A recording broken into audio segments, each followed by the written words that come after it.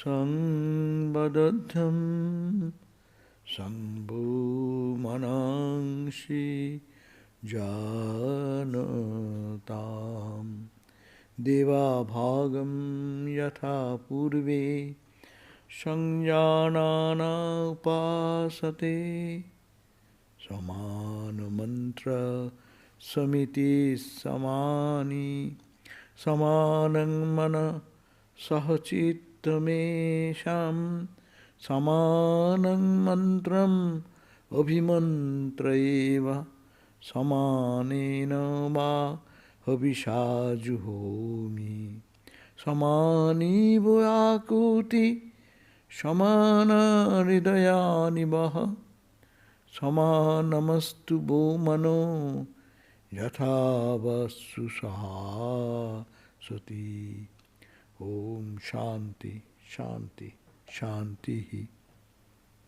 May we be united in action. May we be united in speech. May we be united in the mind. May our performance of all our duties and the enjoyment of the fruits be all equal, as did the wise men of the ancient time shared each other. May we be united in prayer. May we be united in our goal of life. May we be united in our resolve. May our understanding be united in our offering, common in our offering to God. Common be our desires, common be our feelings, and common be our hearts.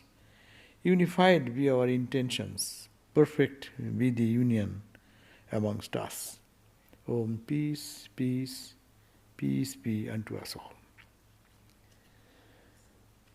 Happy Mother's Day. And today also we are in between the birth of Sankara, Acharya Sankara and Buddha. So in that way we remember all these great souls, our mothers, as also Buddha and Shankara. Buddha came with a mission in life, and it was a great mission to redeem the people from suffering. Shankara came to remove the ignorance from our heart, so that we can see the truth face to face and get into our own divine self, established in our divine self. Swami Vivekananda also came to do the same meaningful purpose, to fulfill the same purpose, his mission. And his mission is the same as all the incarnations have the mission. The mission is redemption of the suffering of people. And not only that, Swami Vivekananda wanted to make it very practical in life, so that he thought of establishing an organization. Of course, Shankara had the organization also, Buddha also, Sangha, a Buddhist Sangha. And this Sri Ramakrishna came, not planned way, he created some Sangha, some organization. And it was not the way to think that he is creating a corporate structure to work together by any planned way. But it happened that way. That is, the mission was successful that way. So Vivekananda had a mission. And in two ways we can think of the mission. Mission as an organization, and mission as a goal and view of his purpose of life, why he was here, and what message he wanted to give to the whole world.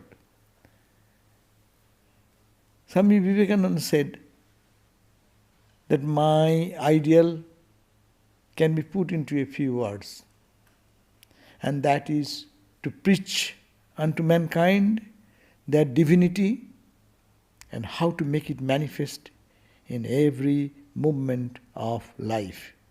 It was written to Sister Nivedita. So, clear idea, clear goal of this mission, this Vedanta society which is we are following its footsteps, it's still going on. There, the purpose is to preach unto mankind their divinity, that we are all divine, we are all pure, we are all stainless by our essential nature. Though in the apparent personality there is so much of clumsiness, but we are all divine by our very birth. What a message. And it should not be in a theory. Many ideas are there which may be very high and lofty, but not can be put into day-to-day life and its practice. He wanted to make it, how to make it manifest, how this lofty ideal of divinity can be made manifest in every movement of life, in eating, sleeping, walking, in talking, interaction, in doing our work in the office, in the school, in the home, in forefront of any life, how that can be made manifest in every movement of life. That is his mission, a great mission. It is not for any particular country or particular place, but it is for the whole world, mankind, human being. Die you must, Vivekananda says, but have a great ideal to die for. And it is better to die with a great ideal in life. So this is his mission. We all die. Millions of people are born and dead. This death is absolutely true. As birth, as life, death is much more true than this. But to have a great ideal to die for. What is that ideal? There are many ideals in life. Social uplift, becoming a big leader in the country, to change the whole country or change the whole policy as it is going on. In different levels that. But what is the highest goal? Highest goal, what Swami Vivekananda presented, is the spiritual goal, attaining to our own spiritual kingdom, which is our birthright. To reach that goal and to see that man manifest in our every movement of life. And then he says, we want what we want. How will you make it possible? Given some idea. We want to lead mankind. He's not saying we want to lead the people of this country or that country or this few limited number of people in suffering. But it's the whole mankind. His goal is to lead mankind to the place where there is neither the Vedas, nor the Bible, nor the Quran. There will be no dictate of any scripture, no dictate of any expression of truth experienced by the sages even. It is the experience itself to lead to a place. So always his idea is so lofty and it appears so high an ideal, almost impossible to grab that. That's why he says, I want to lead mankind to that place. It's a place, it's a state where there is neither the Vedas. Vedas are what? Vedas are the expressions of the experiences of that which cannot be expressed. What are the Bible? Bible talk of the Father in the heaven, the kingdom of God in the that what is that? Bible we read, but Bible indicates to that truth. Quran, Allah, one. What is that? How to reach? Is the process mentioned what is in the people follow in that name of religion. But the goal is what? To reach a place where these expressions of the truth, which is expressed in the world religions, that is a limitation. I want to lead the whole mankind to that goal. But how to do that? You cannot jump in one leap to the top of the mountain. So, but yet this has to be done by harmonizing the Vedas, the Bible and the Quran. And it is all important because we live in the level from there to lift ourselves to the same goal through taking the help of these ancient scriptures, which is the expression of the enlightened experiences. Mankind ought to be taught that religions are the varied expressions of the religion, which is oneness, so that each may choose that path that suits him best. This is a great task. The world always goes through turmoils and troubles and turmoils based on their own experience. Everyone says, my religion is the highest religion. But there is only religion, one religion. That's Swamiji says. Mankind ought to be taught that the religions are the varied expression of the religion. Specific. There is only one religion and others are only varied paths to lead to that religion. Swami Vivekananda is very clear. Religion is realization. Religion is not doctrines and dogmas. Religions, so many religions are doctrines and dogmas and rituals and forms. But the real religion is that goal which all leads into that same culmination of that absolute truth which is beyond the Vedas. There is no say. Vedas stop, mute wonder. All these scriptures, they have nothing to say. That's why Buddha didn't say about this experience. So don't talk about that, because it is, when you talk, you pull it down into your own imaginary mental condition. So here, that is Swami Vivekananda's ideal great mission. He thought can it be pressed into the society? Can it be made a reality? So that people stop fighting. Doctrines, dogmas, rituals, forms, these are the offshoot of the one religion, the purpose of reaching that which is beyond all religious rituals and forms. Ramakrishna said, all the jackals in the world, they howl the same way. So all the spiritual people who have attained to that level, they speak the same way. They are absolutely blissful in their own self. But their chelas, their disciples, they fight with each other day and night. So that is the problem, and Swami Vivekananda had a mission, and that mission he gave it to the whole world through certain institution. So he says again to call all of us, saying, awake, awake, great ones. The world is burning with misery. Can you sleep? Let us call and call till the sleeping gods awake. Till the God within answers to the call. What more is in life? What great work. So make it practical now.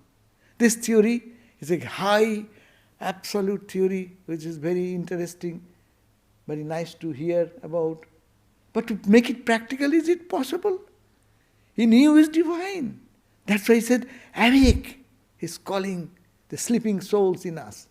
That the real divine soul is saying, wake, wake, awake, awake, great ones. The world, look at the misery.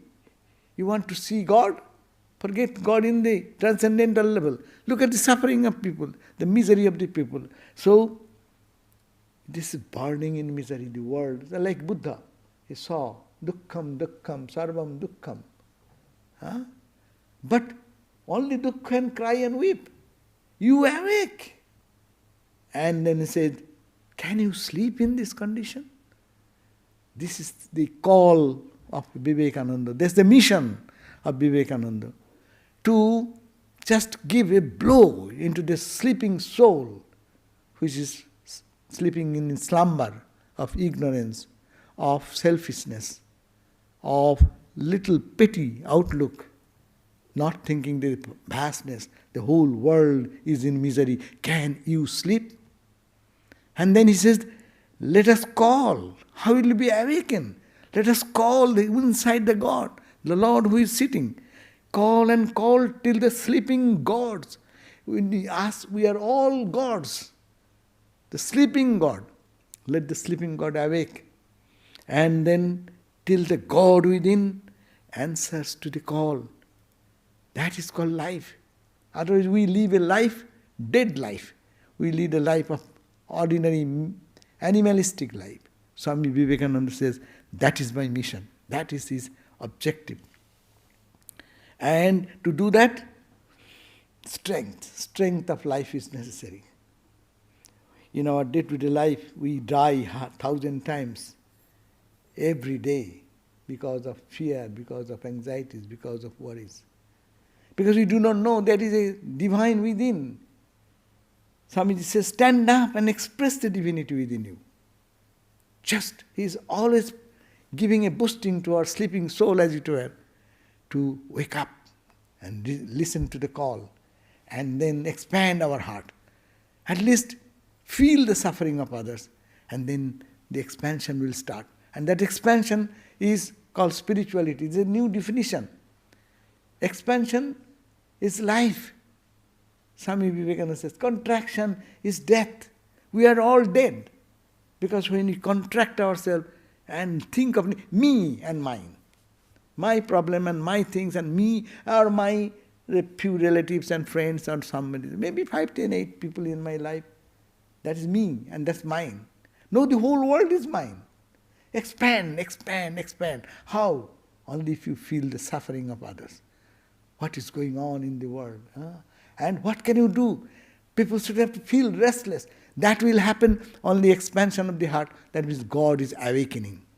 He is not giving the example that you go to temple and church and sit for meditation, or you prostrate 100 times, or you go to take a dip in the holy Ganga, making you spiritual. That may do, but more importantly, the heart suffering, feeling the suffering of everyone and trying to do something, restless. Swami Vivekananda, as he was, could not sleep. That was his suffering of the people, make him totally awake whole night even, and crying and weeping and praying to the divine. Show me the way, how can I make something? And that was the mission. Stand up. That's why you need strength. He suggests that this is the great fact. Strength is life and weakness is death.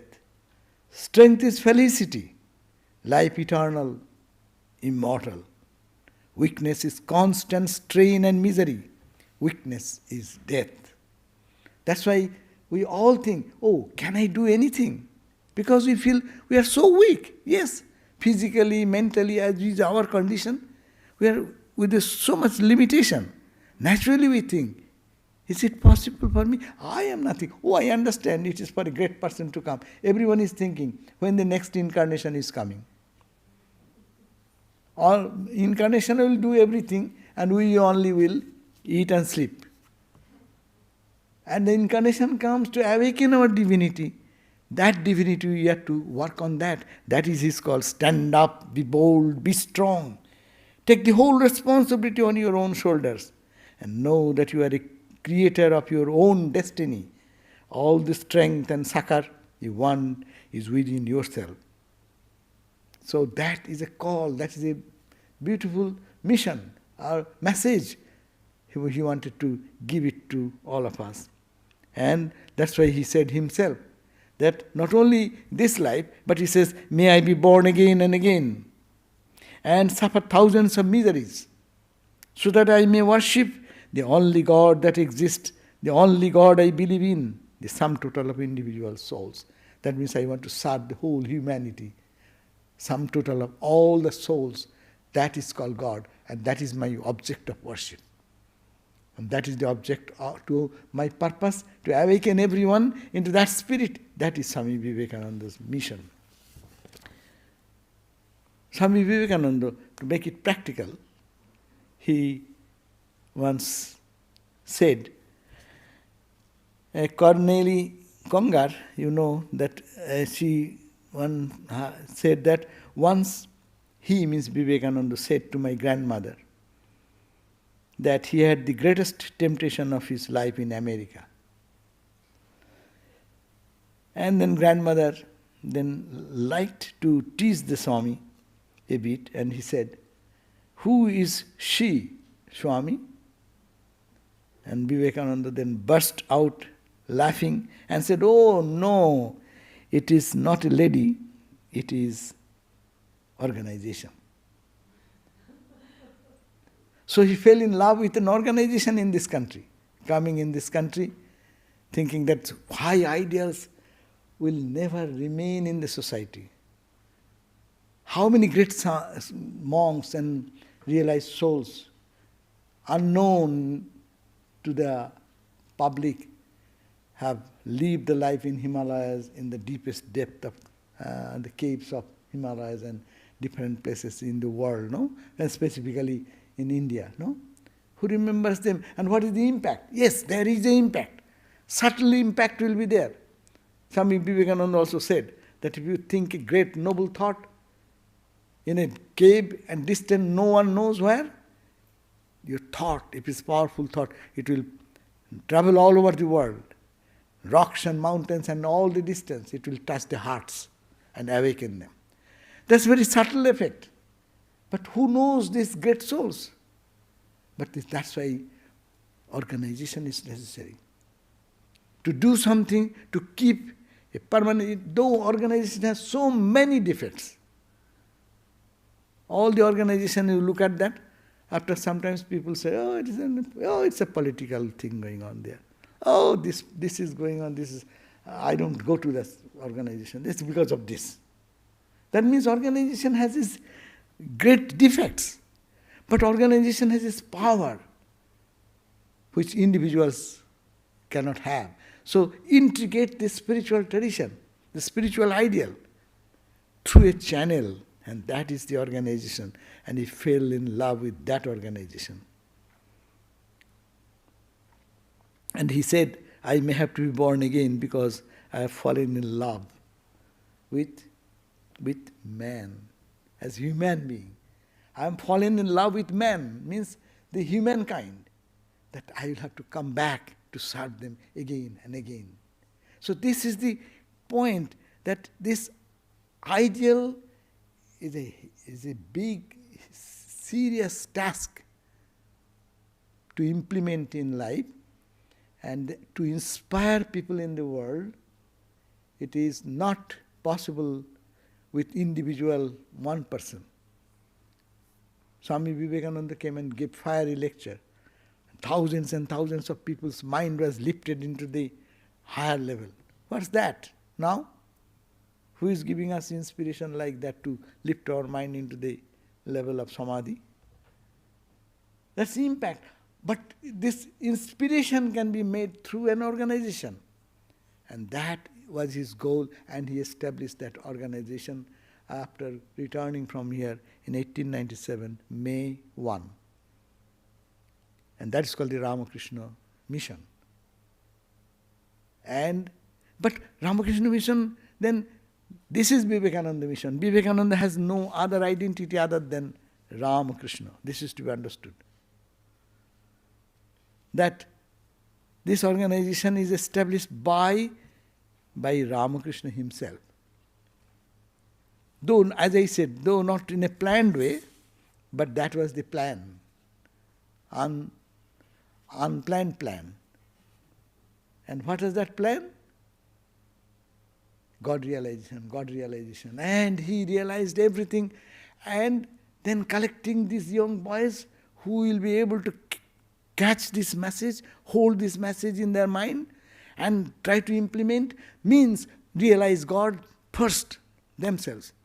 And then he called Naren in his own room, locking the door, instructing him how to do, what to do. That's why when Swami Vivekananda went back from this country, his own Guru Bhais, his own brother disciples, they were challenging him. What are you doing? Ramakrishna didn't teach us all these things. He taught us to meditate and God is God. And you are talking to go and serve the poor, God in the poor, God in this. We have to meditate. We have to go into samadhi. That is the life. Study scripture. That is the traditional way. You are all went to the West and you are influenced by the Western ideas. But that's why Swamiji was with tears almost. He says, do you think that I am saying anything of my own? It is all Ramakrishna. This is only the speaker. So that part we have to understand, that Swami Vivekananda, though established this organization, but it is not that he has established anything, but it is all the Ramakrishna's doing. Ramakrishna has cried for God realization. Ramakrishna cried for Ma, you are there, give me your vision. And he cried for these young boys to come, and he counted. Oh, this is the last boy who has come in this group. No one will come. Ma has shown me who will come to me, and this is the last boy who has come. And they made a group of them. How? With love, with intense love, which is not earthly love. It is such a call. They could not resist. All these boys left their school and study and mom and dad and family and going round and round Ramakrishna. Swami Vivekananda, that's why he says in his beautiful poem, The Song I Sing Thee, there he says, Thy servant am I, through birth and after birth. Sea of mercy, inscrutable thy ways, so is my destiny inscrutable. It is unknown, nor do I wish to know. Bhakti, mukti, japa, tapas, all these, enjoyment, worship, devotion too. These things and all things similar to these, I have expelled at thy supreme command. But only one desire is left in me, an intimacy with thee mutual. Take me, O Lord, across to thee. Let no desires divide this line, dividing line prevent. And he says, many a times, I see thee, I am thee, and thou, my Lord, art me. Thou art within my speech, within my throat art thou as Vinapani, the Mother Saraswati, the learned and wise. On the flow of thy current and its force, humanity is carried as thou wilt. The thunder of thy voice is borne upon the boom of crashing waves of ever-leaping seas. And he says, thou art within my speech, within my throat art thou as Mother Saraswati, Vinapani, the learned wise. What Swamiji is saying? That there is no Vivekananda. It is all Ramakrishna. In the throat, the words that is coming out, it is you. Like Mother sitting in my throat, like Mother Saraswati. You are the speaker. That's why we also hear that Swami Vivekananda, while in this country, he was exhausted with thoughts, what to lecture tomorrow. And he found that whole night he is talking to somebody in his room, in the night time. And the host asked, Swami, to whom you are talking whole night? He said that he is talking to Sri Ramakrishna, coming and telling him what to speak to today. That is the Vivekananda in the front, Ramakrishna inside. So that is the Ramakrishna's mission, is Vivekananda's mission. And Ramakrishna's mission is only God realization. Vivekananda said that the goal is to reach that flight where Vedas, Bible cannot reach. The religion. That religion which will manifest in every movement of life. And that he tried to implement in practical level in this Ramakrishna mission, in the Ramakrishna order. So he established this Ramakrishna mission, but what the purpose of this mission was the same as to make the people free from all bondage and suffering. My life and mission in that lecture, which is given by Swami Vivekananda, here in Shakespeare Club in the South Pasadena in 1900, January 27. And in this lecture, he has given a vivid picture of how his great heart bled for the suffering of millions of India, and also what was his plan for the uplift of his motherland to the position of her past glory. It is not a patriotism, he said. He said, shall India die? India has a quota to give to the world culture. It's its spirituality. That it cannot die before that. And we have to keep India, that spiritual India, alive. That's why Vivekananda's mission was to just give support to India so that his basic needs of the country during his time, what was going on, the people are starving, people no education, no self-esteem. So in that condition, how to raise their consciousness? They have got enough religion. They have got enough spirituality. Though no one needs to talk about religion. I remember one time I was looking after one educational institution, that is a teachers training institute. So there was a gardener. The gardener is a very simple, uneducated person. Even he cannot sign his name. He puts his thumb impression to take his monthly salary. So one day I was talking with him. I was like, hey, how are you? What are you doing? What do you do? Why are you so late to come to work? He said, I do yoga. I do meditation. And what? Yoga. And he started talking about Kundalini and the chakras, all these things he started talking. I was a brahmachari then. I said, my God, this person does not know anything in the so-called educated world, has no gone to school, no have not some social status, but he's rich in wisdom, which we read in Patanjali Yoga, philosophy, this, that he knows, he's talking all these things. You go to a person who is doing the most menial work, privately call him, talk with him, you can find high philosophies there. Philosophy is there enough, and they do practice in their own way, but they need some material support.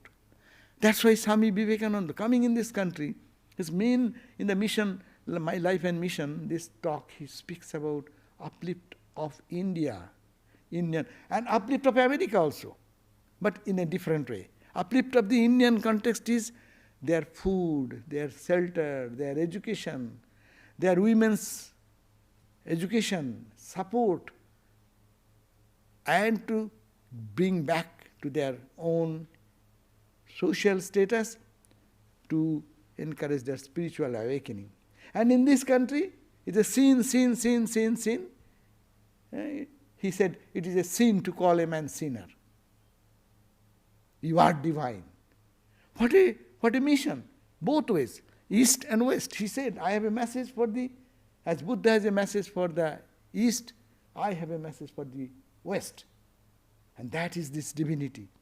What he said, just we read before. But to do this, he needs this mutual development in both ways. West has this treasure of education, wealth, prosperity in the material plane.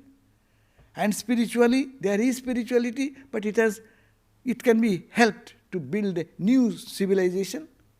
And in India also, there is so much of spirituality, but if the social standard can be improved a little bit, then they can be a good example to the world, so that this exchange of the two ideals will make a great civilization.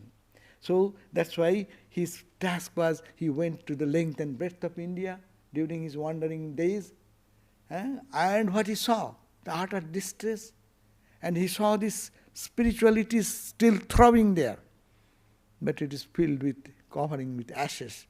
But it can be removed. And this dust and dirt can be removed. Then vibrant spirituality will come out, which will be the source of peace and harmony for the whole world. So Sri Ramakrishna, he said in this lecture, My Life and Mission, there at his feet, Ramakrishna's feet, I conceived these ideas. And these ideas has to be spread. And not only spread, but made practical. We must show the spirituality of the Hindus, the mercifulness of the Buddhists, the activity of the Christians, the brotherhood of the Mohammedans, by our practical life, to build a harmonious life, to build a life where all conflicts will disappear. So his ideal is that we must show a spirituality. The spirituality as the Hindus, genuine Hindus, search for God. They don't care for material wealth, prosperity. You go to our old grandma and grandpa and go to their life. They don't care about the material prosperity. Their focus is on spiritual growth. So the spirituality which is dormant in the Hindus, the mercifulness, the good of humanity, to reduce the suffering of others, Buddhist ideas, and the activity, tremendous activity of social service and other areas in the Christians, and brotherhood of the Mohammedans. By our practical life, we shall start. What? He says we shall start a universal religion, now and here. We said we will not wait. That was the mission, Vivekananda's mission, that he wants to get the best of the Hindus, Muslims, Buddhists and Christians and make it practical in life, and we shall start what is called the universal religion. That's why the Vedantic term is better. People sometimes call Hindus. Hindus makes it little difficult to understand. Hinduism has so many facets, and there are so many fanatic ideas are also there. It gets easily mixed up with that.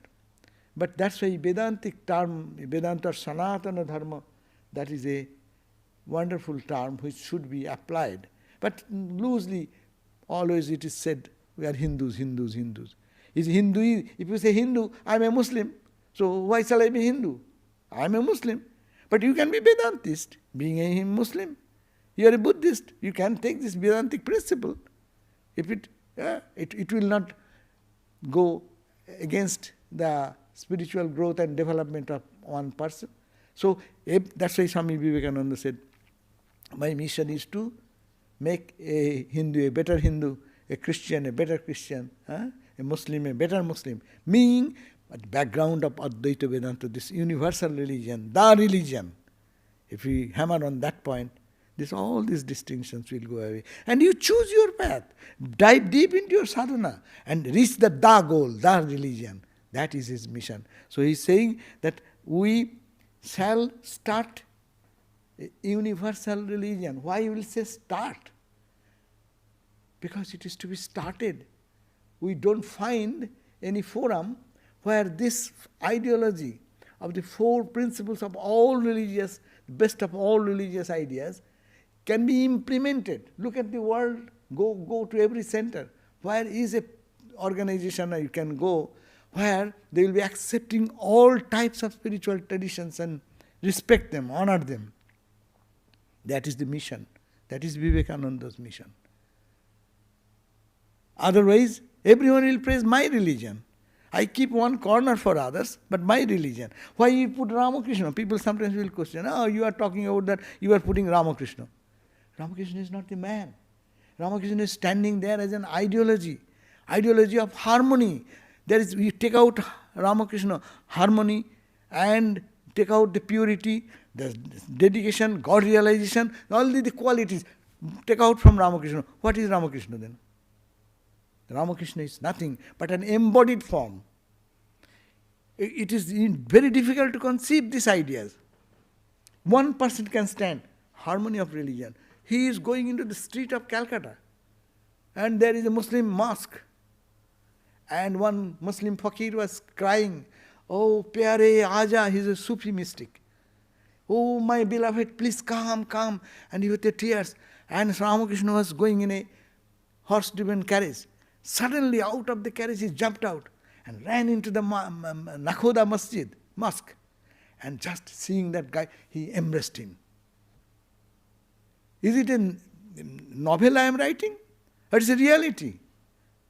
Ramakrishna goes to every corner, every nooks and corners of all religious ideals. Uninvited, going there and saying, "How do you think of God? What is your way?" And then inspiring them to the Brahmas were there, Brahma movement, a new movement for the young educated people. What happened? He entered into him. They don't like him. But he entered into him and then gave that flavor of spirituality in them. And that's why Keshav was transformed. And the Keshav's the future as followers, they also got influenced by that. Bring spirituality. There is nothing wrong. You are following your religion. That one person is standing there, unique. That is Vivekananda, means Ramakrishna. And you know, Ramakrishna one day said, Ramakrishna was one day crawling like a child, no? And Vivekananda was sitting in front in Balaram Bose's house. And he said, "Lo, that man is entering into me." And this Ramakrishna smilingly said, "What are you talking, kidir? That means this English language, what are you talking? I will enter into you." And Ramakrishna, actually on the deathbed, last time, he touched Naren, called him, and when Naren went into ecstasy and came back and saw he is in tears. And he said, Ramakrishna said, "Oh Naren, whatever I had accumulated, all my spiritual sadhana, all the deep practices what I have done, I have transferred it to you. I have become penniless beggar.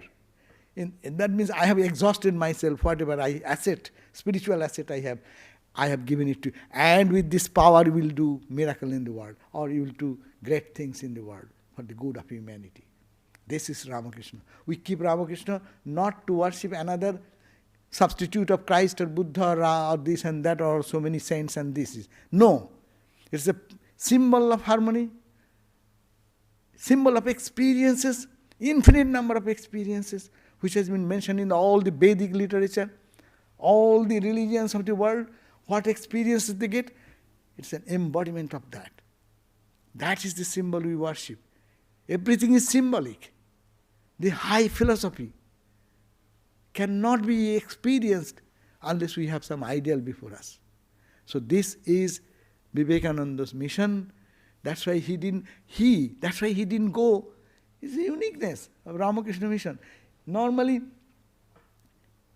Swami Vivekananda himself didn't speak about Ramakrishna much. The person Ramakrishna. But what he spoke, that's why even his brother disciple said, "You are talking about I am that, I. Where is Ramakrishna?" No? Swami Vivekananda said, "Did you have understood Ramakrishna? Who is Ramakrishna?" He did this blunder by putting Ramakrishna in the front. He put the philosophy in the front. Set an example. Here is Ramakrishna. If you like, see an example. I am talking big things.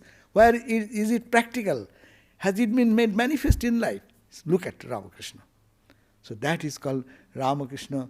The Ramakrishna in the background and Vivekananda speaking. That is the mission. It is Ramakrishna's mission. And we call Vivekananda's mission because we see Vivekananda in the forefront. And then of course he has named it Ramakrishna Mission.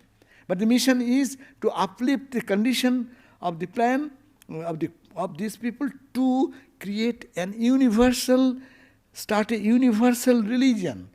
And here and now. That was his mission. My plans are therefore to reach these masses of India. The same work I want to do on parallel lines for the women. And my principle is each one helps themselves. My help is from a distance. As soon as they have begun, I wash my hands off. No man should dictate to a woman, nor a woman to a man. Each one is independent. Women will work out their own destination much better too than men can ever do for themselves. All the mischief to women has come because men undertook to shape the destiny of women. I do not want to start with any such initial mistake. That's why you see, today is Mother's Day. What a prophetic message, no? He's not giving a lecture to get a good beating of the drum. It is his heart speaking. And he started the Sarvadevananda mission with centering our mother. That was his mission. It didn't really fructify during his lifetime. But what is Sarvadevananda? All the nuns are, dedicated nuns are looking after their own welfare, and they are doing much better work than even the men can do. So see that is the new perspective through this organization. Give everyone help everyone from background. Hands off. We give 1 penny, and then we try to think what that penny is that guy is spending for. Is he becoming good or bad? Giving 1 penny, talking so much things. But Swami Vivekananda says, give whatever you want to give, if you have the courage. That is his mission in individual life. To help someone, do help. Hands off. Don't say, I gave it so much and you didn't talk to me, you didn't honor me, you didn't smile at me, you didn't return my thanks. That is not Vivekananda mission. That is the mission to give, thou, phire nahi chao. Give. Don't look back if you have any metal in your heart. Jebadai, if you one who gives his Jebadai, that heart expands into infinity. So that is Vivekananda's mission, to make it manifest in life. So for the women, so to show these ideas and practically say can be applied in life and here and now, that's why he started this Ramakrishna Mission, and he made the principle. Goal of this life is Atma Mukti, self-realization. That is the goal. But how to make it manifest? If you say God exists everywhere and you don't see, when you are suffering, you need some medical help. You need some doctor, you need somebody to nurse you, you need someone to take care of you. But someone is suffering, that is his because of his karma. I should not disturb in their karma. Some people say that. What a foolish statement. One person asked me the question, should we intervene into another's karma? Only what? Someone is suffering. He was suffering because of his karma. So should we go to help him? So is it not intervention in his karma? And wow, wonderful. So you do for yourself then. No one will cook for you. And you remain in your way. No shop will sell you any food. And then it is your karma, you can fast whole day. So this is the misinterpretation of the karma theory. Rather, if you feel suffering because of your disease or health and you need some assistance, why don't you think that that person needs more help for me? What can I do for him? Maybe I may not be able to do. Feel sympathy, feel love. Feel that same soul as in me is there also. So this is the Vivekananda's call. That's why he said that these people only think that he is doing some good to others, but no one can do good to others. It is doing good to ourselves. By doing good to others, we do good to ourselves. So he says that come out into the universe of light. Everything in the universe is yours. Stretch out your arms and embrace it with love. If you ever felt you wanted to do that, you have felt God. That is God the transcendent. Vivekananda brought God the immanent. You transcendent. That's why in Kakri Ghat he had the experience, beautiful experience near Almora. He was sitting under a peepal tree and his mind went into that deep ecstatic experience, and when he came out he said, wow, I had great mystery has been resolved in my life today. The what is there in microcosm, the same is in the macrocosm. What is in the macrocosm, that is in the microcosm.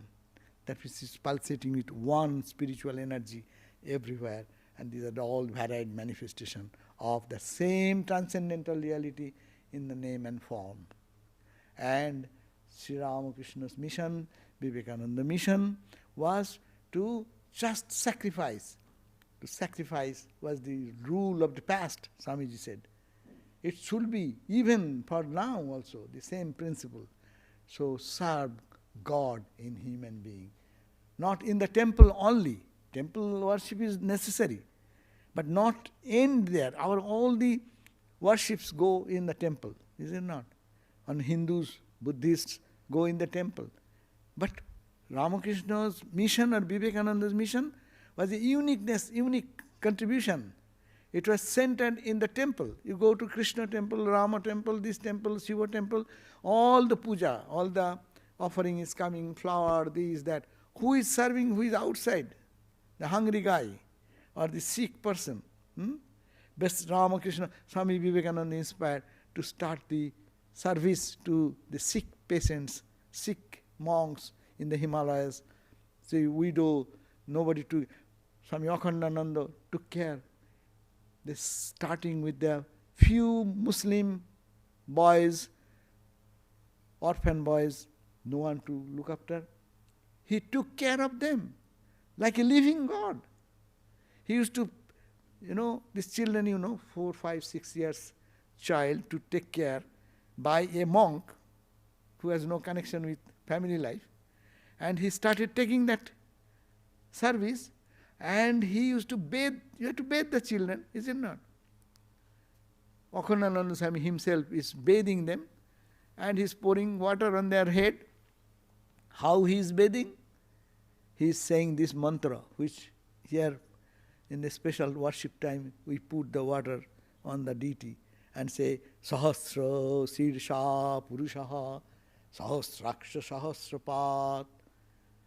God with millions of eyes, millions of hands, He is pervaded everywhere. And with that mantra, as we do in the deity, He is pouring the water on the head of the Muslim 7, 8 years naked boys who are hungry, who have no clothing, who have no education, serving them God in the human being. Even today, you go to our hospital centers, Vrindavan, Benaras, Kashi, the head Swami and all the monastics come one day and worship all the patients in the bed. They are given clothing, fresh clothing. They are given the flower bouquet of flower, garland on them, waving incense, waving as we do in the temple, and then fruits and candies. This idea to bring, you are not serving patients, you are serving God in the human being.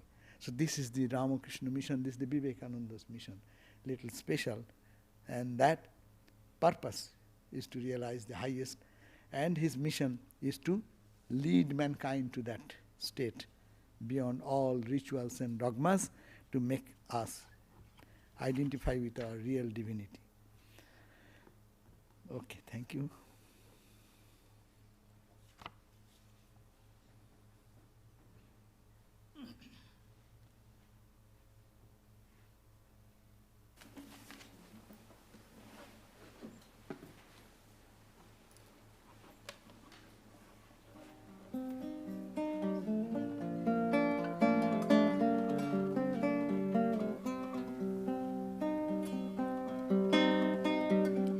Peace is his companion, the Lord's name in his heart.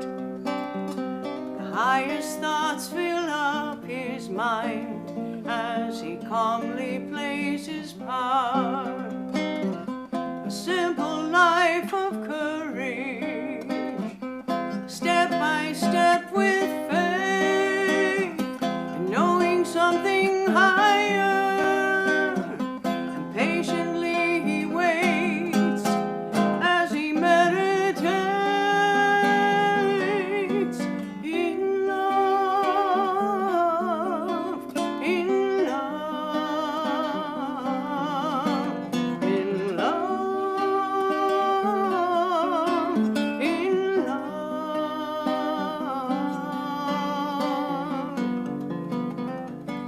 He prays for understanding and compassion for mankind, for bliss and peace and wisdom and health of every kind, for all the whole world over, wherever they may be. He prays the inner eye will open, and everyone will see we're in a blissful sea of love, of love, of love, of love.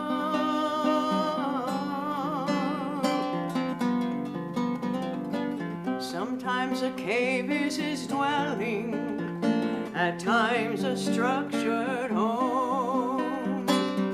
His feet may journey far or near, still he sees all as one. He prays for all our freedom, he prays for love divine and purity of heart, that one day we might find his face of life, the Lord of love,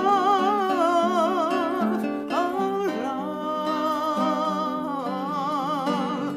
of love, of love.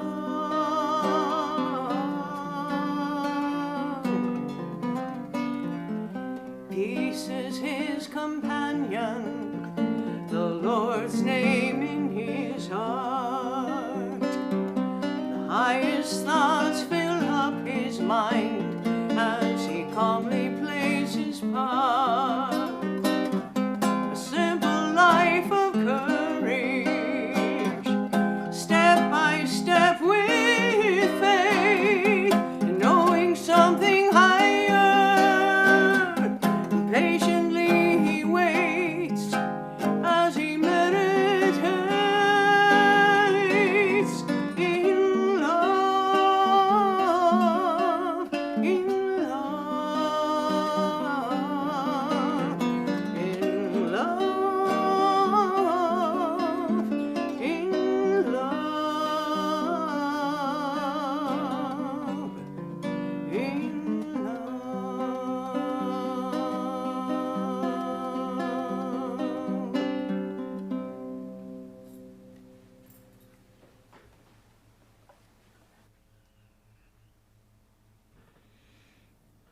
Next Sunday, 15th of this month, Swami Brahmananda will be speaking. This topic is aspects of attention. And weekday classes will be as usual. Please join. And we'll have question answer for some time. We can join after I greet you all. Om Shanti Shanti Shanti Harihi Om Tat Sat Shri Ramakrishna Arpanamastu.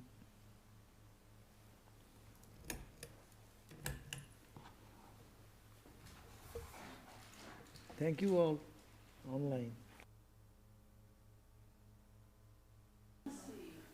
What is that? Oh, they will come probably. They will come back here probably. They will first search here.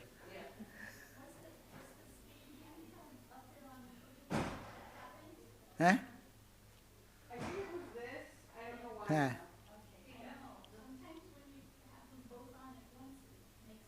Yeah, both should not be on. So I think that what more question we have? We all know each other.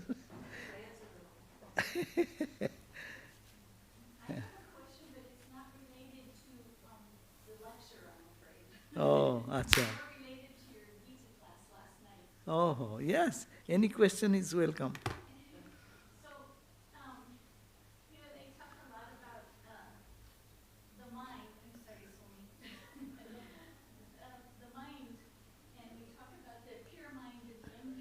Uh-huh.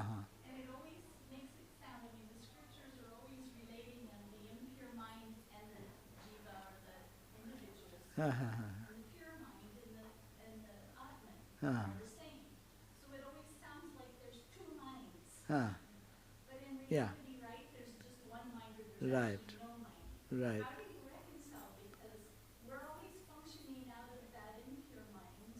Ah. Hmm. So actually mind is only one, that's true. Ah. But mind functions in different way, in different time, no? So we see sometime our own mind, no? I thought this way, that was not good. I would have thought this way, that would have been better. So one mind is observing another mind. Mind gets split. The level of duality it happens. A day-to-day experience. I didn't think that way. I used to think that way. That means your mind, what was thinking, your previous thought, now you have observed that and now say it is not the same. We also say, today my mind is disturbed.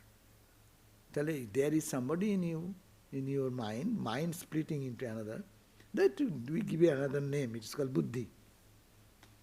Only we are changing the terminology, but it is the buddhi, he is observing the mind. So, therefore this mind's condition, sometimes volatile, sometimes calm, sometimes serene, that's the nature of the mind. When it becomes calmer, we call it is called pure mind. When it is volatile, it is rippled. So that is the impure mind. So impure and pure mind means when it becomes calm and serene and peaceful, then we become calm and peace and peaceful. So that is called the purer state of mind. When it is all rambling and jumping and howling because of the propensities of our own mind, desires, conflicts, confusions. So that time we really get disturbed. We lose our own balance. We are going to the balanced state is called our real nature, peaceful nature. When it is disturbing that peaceful nature for some reason, then it is the impure mind in that sense. And mind has all the collections of all the informations in the past, in the long back in the past. But mind can work in two areas. That is the major point. But not at the same time. Today, suppose you are having a good meditation. At the meditation time, your mind was peaceful.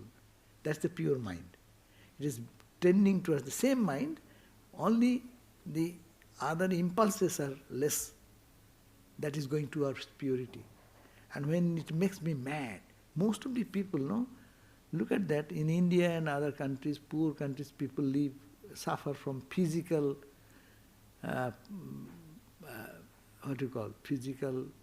lack of physical amenities, lack of physical comforts, no? In this country, comparatively, people are much physical level may not be that trouble, but people suffer more on mental level. So this is the point. Mind is people, see, externally people are very well. He has a house, has a car, and he has everything, a comfortable life, this, that. But mentally, so mind is a very subtle area where how the mind will not disturb me, how the mind will be peaceful. And when peaceful mind comes, the serene light of the soul or the self illumines inside.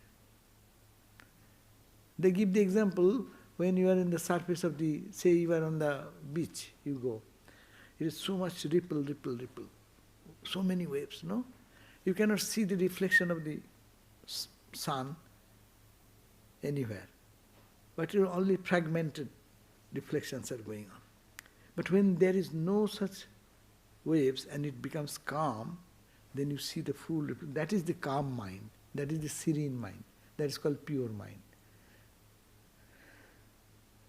About that, it seems to me like, you can have calm, serene mind, or you can have angry mind. No, the same mind.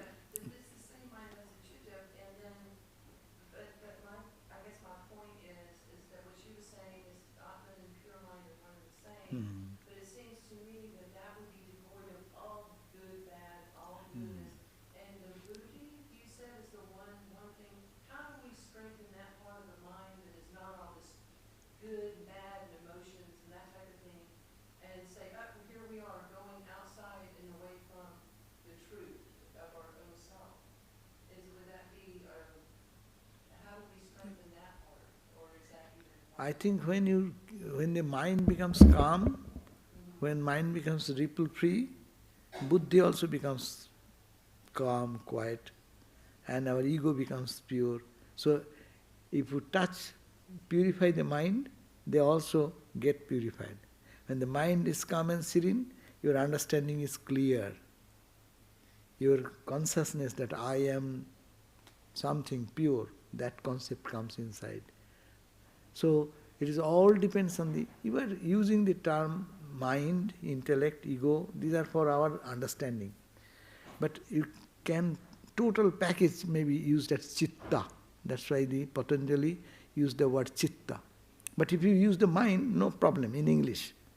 If the mind is purified, that means your past memory will also bring you good memories. Your ego will be purer ego, humble ego, or devotee's ego. No. Other time, my ego. So, ego level, it becomes, all the levels will be purified if the only mind can be calmed down. So that's why the mind, when it is calmed down, that is called the pure. And when pure mind comes, you don't see the distinction. Pure mind is a word.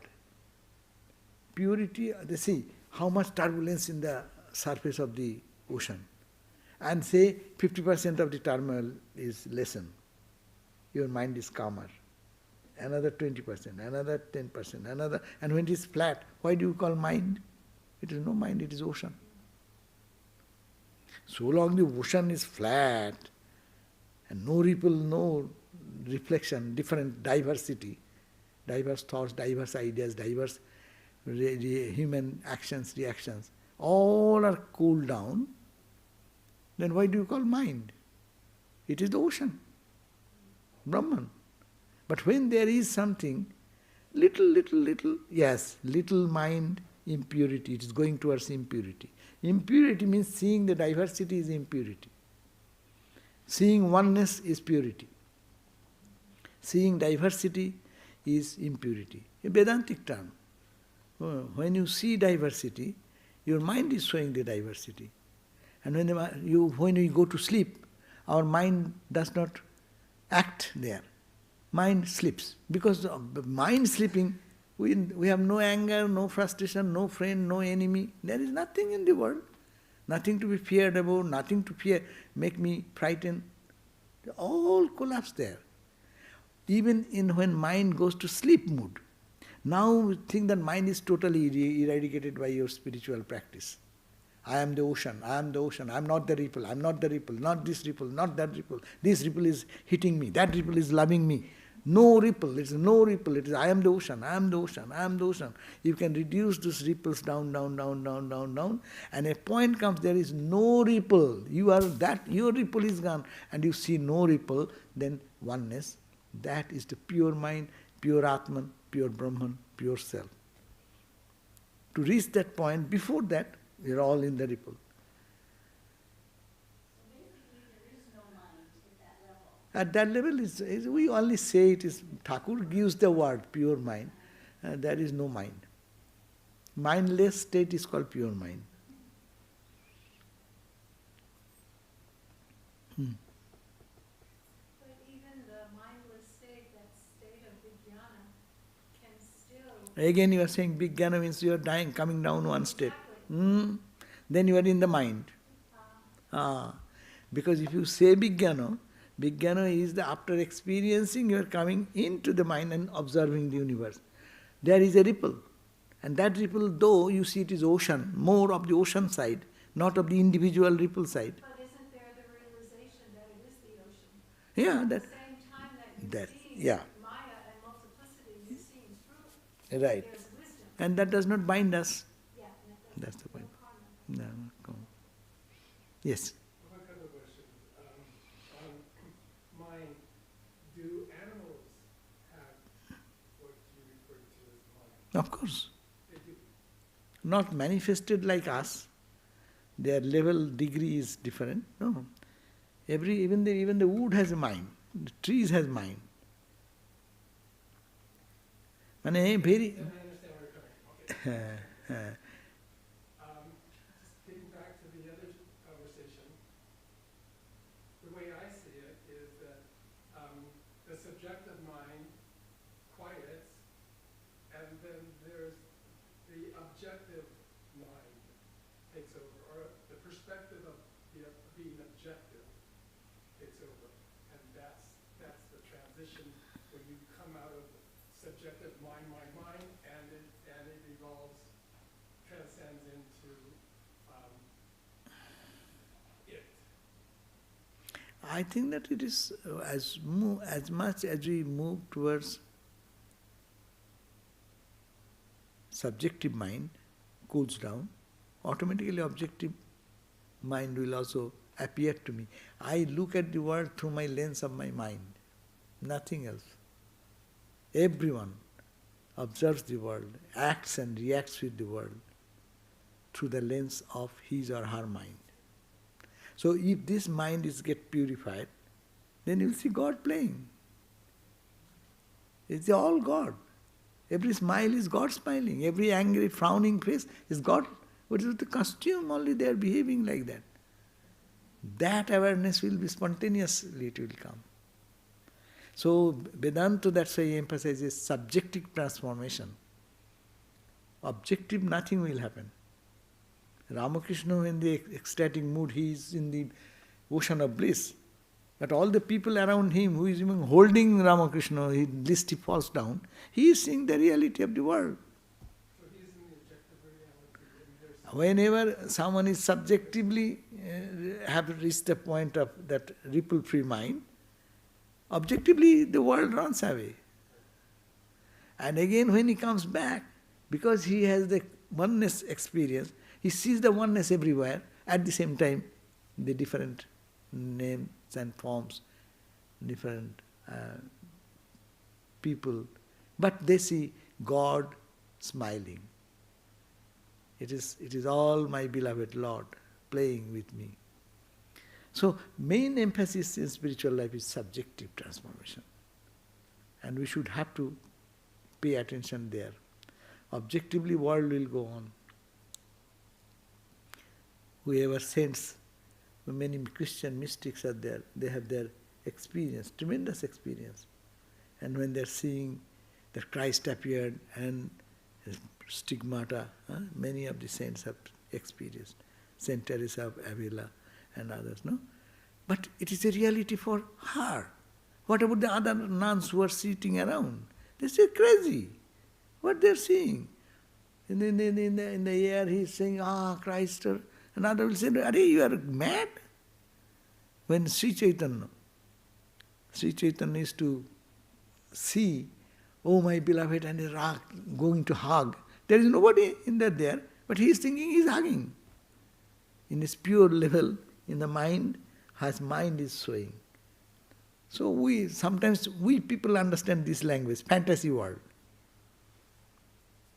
Fantasy world is created by the mind. Is there any reality of that? No, but fantasy is fantasy. But that is real to that person.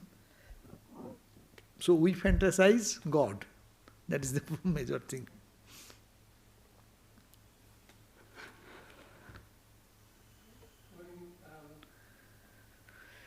I think of Yogananda, maybe 20 years later, did a very similar thing by coming to the West and a universal truth. Very similar. And they had he also had his guru, who was a teacher in Calcutta, where Vivekananda lived, but this was 20 years after. So there must be some kind of correlation between the two. Oh, those are other things. These realized souls, if they keep their body for the good of humanity, those bodies can appear after 20 years, 100 years. See, Christ, how Christ appears even today. That Christ is dead. That Ramakrishna is dead, physical, that Ramakrishna who used to walk in Kashipur garden house and this and that. But still today, people have the vision of Ramakrishna. They are called the subtle body, pure body, for the good of humanity, they keep it. But they are not touched by it. They remain in the good of the humanity. A cast, a mold. Even today, Rama, who was thousands of years behind, no? Before Christ, before Buddha, before Krishna, before that Rama. Even people, you go to India, those Ram devotees, they sing the glory of Rama, Rama, Rama, and see how they are in an exalted mood of seeing Rama them. Even today. Swamiji, I think he was referring to Swami Yogananda and self-realization. And their guru. Yeah, he actually came and visited here, physically, the convent. Yeah. In early days, they used to come to even in our Hollywood Center. Contemporary to our Swami Prabhupada, the founder of this center.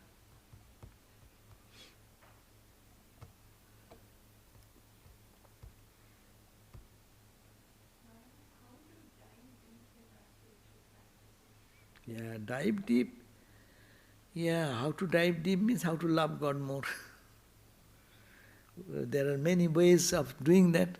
First, looking at what I love in the world. Analyze. That object will remain. That charm will remain. That beauty will remain. So no. Then what is that what I love? I love something which is perishable. I love which is subject to destruction. Or shall I love something which is indestructible, which is pure, which will bring joy. In physical relationship, you love someone, you suffer more. When that person goes away from you or comes close to you, see the difference. You feel happy when your friend is with you. When he's gone, then you are lost. But here is, if you love God, He is here. You go to London, God goes with you, London. You go to New York, God goes with you, New York. You go to sleep in your bed, He is there in your heart. So no separation. So we have to teach our mind whom I want to have my friend. And as a theoretically, God is with me all the time, as consciousness. That consciousness reflects my ego gets illumined, ego reflects on the buddhi, intelligence gets illumined, mind gets illumined, I am thinking, I am seeing, mind to the senses. It's a dead body. This dead body become all energy. Where does it come from? Vedanta says from the that Brahman or Atman behind the consciousness, divine consciousness. So that percolates. Can that presence leave me anytime? I may forget. I am talking, I may forget, but it is the power of that energy is expressed through the language, working through the brain and all these neurons and these are a machine. This is a machine. Forget about this. This is nothing but a machine. Modern science and then medical science has gone so far, no one needs to say that body is a machine. If something happens in the brain, they take out this and then reshape it this way, and heart and lungs and parts of the body chopping out, cleaning here, screwing that. What are other than machine? But this machine is a robot. Machine is working because the energy is supplied to that machine. No. Energy supplied through the senses, through the mind, nervous system, these are physical. But coming to, behind this is the pranic energy. Prana is lighted by the mana. Mana is lighted by the buddhi. Buddhi is lighted by the ego. Ego is lighted by that cosmic consciousness. Very simple, 5 layers, that energy comes down. And because of this different strata, there are darkness, there are some not clear. That's why the reflection, when it comes to, it expresses in a, message is sent the same. Suppose you are calling somebody on phone, and if the Wi-Fi connection is bad, you are saying something and they are hearing something. Does it not happen? Many times people tell me, what you are saying, it is, I don't get it. I am saying correctly, but you are not getting. The message of the Brahman is there, coming, percolating that consciousness here, but I am not aware of it. So it is a misreading. So to purify, that's why the question of purification of the layers comes, and then when that clarity comes, you see that it is only consciousness. And that's why it is the play of consciousness. So, how to do that? Analyze. He is my beloved. Then we make that consciousness concretize in the form of our Ishta, chosen ideal.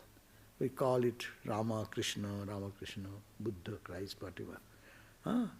So that is symbol of that infinity. Therefore, loving that is much useful,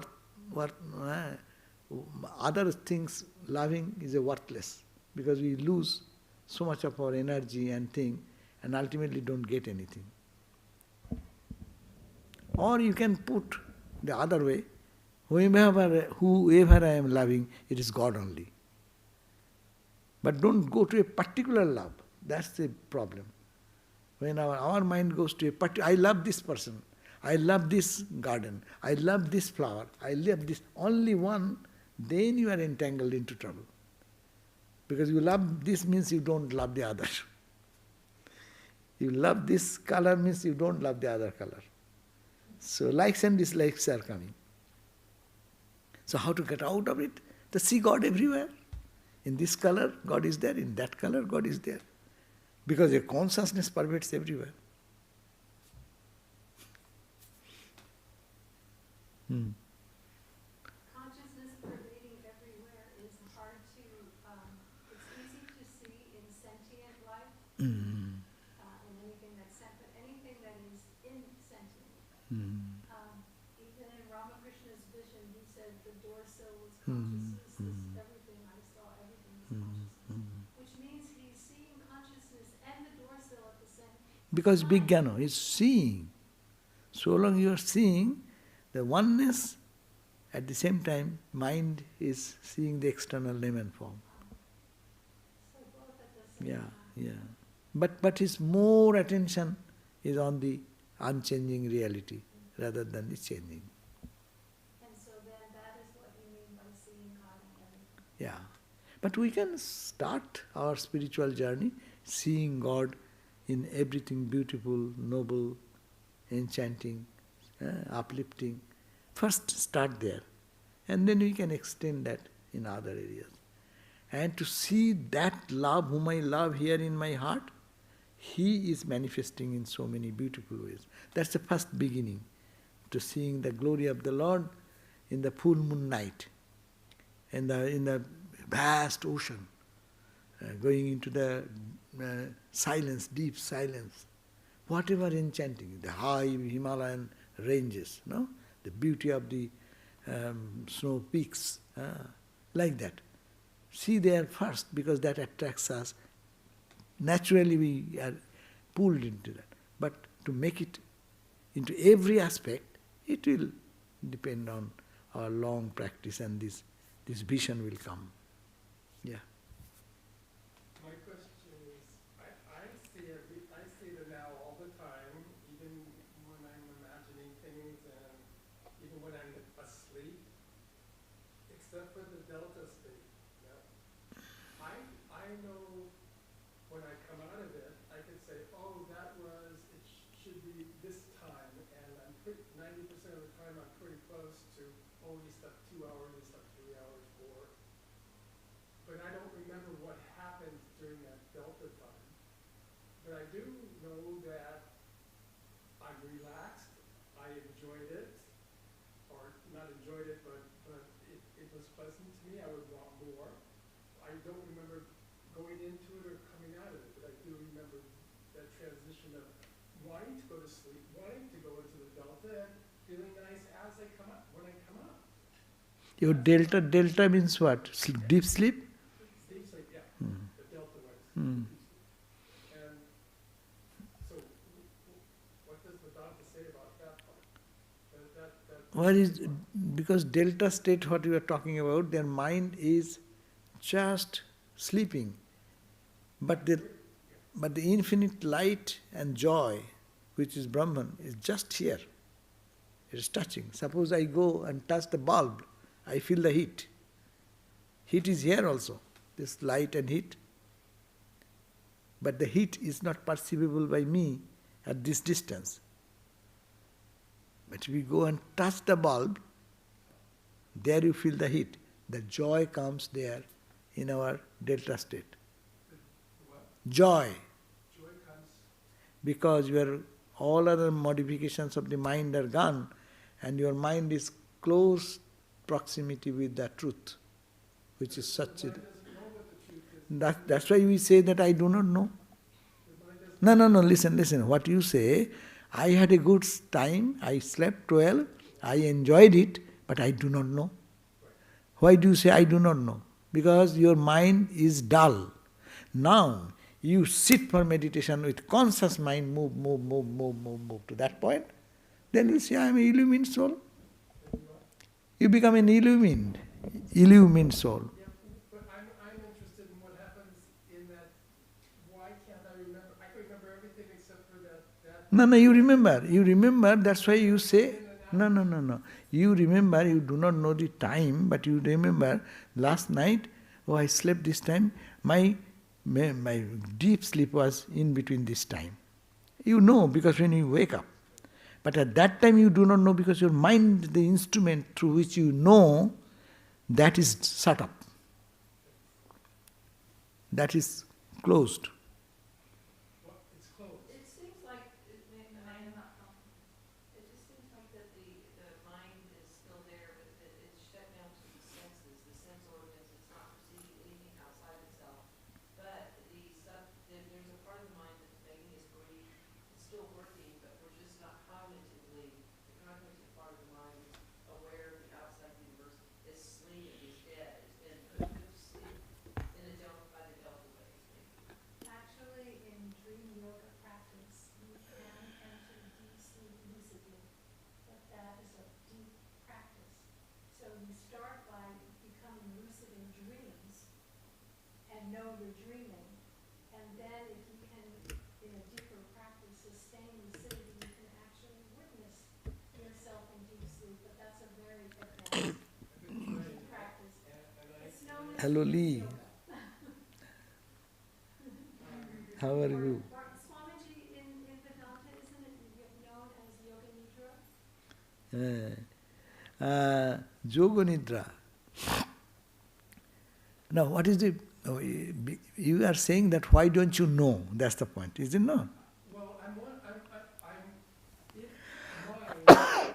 when one talks about mind, it's not brain, it's the capacity,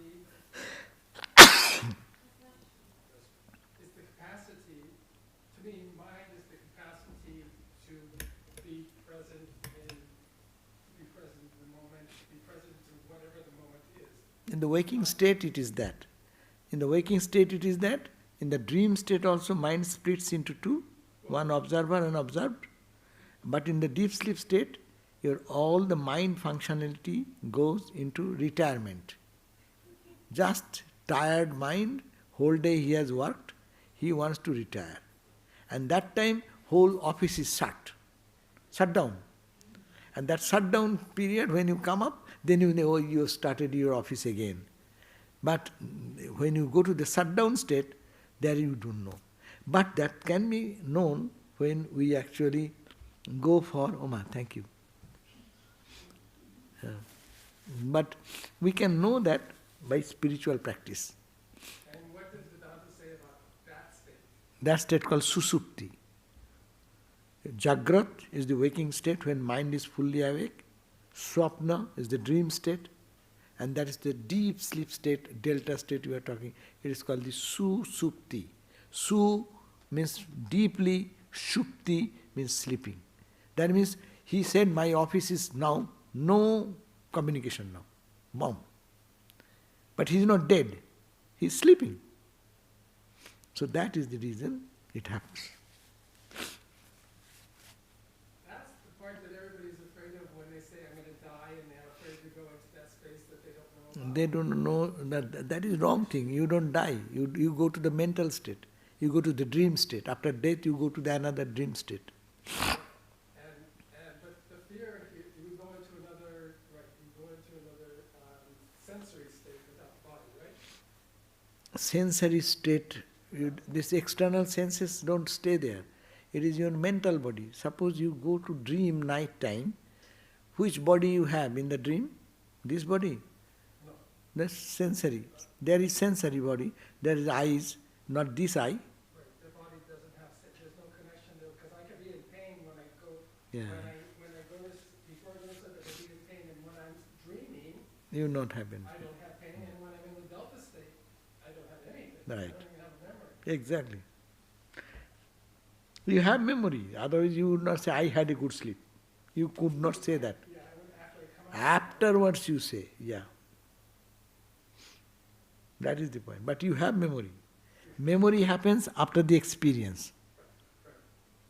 Without experience you have no memory. Okay, Jaima, thank you. Yeah. Okay, Lee, it's great to see you. Yeah. Are you going to the center? Yes, I went this morning. Oh. We had a study group. Acha. And then, on Saturdays, karma yoga. So good. Acha. It's good. And they are asking you to be more involved, no? Yes, Good, good. You do as much as you can. That will be good. I will. I will. Thank you. Thank you, thank you. And Felicia, you are there maybe, but stay well. Thank you for joining. Thank you, Swami. I'm so glad to see you. Yes, I saw you yesterday. Yes. Are you staying well? Yeah, okay, yes. Good. So far so. Good to see you. Jaima, thank you.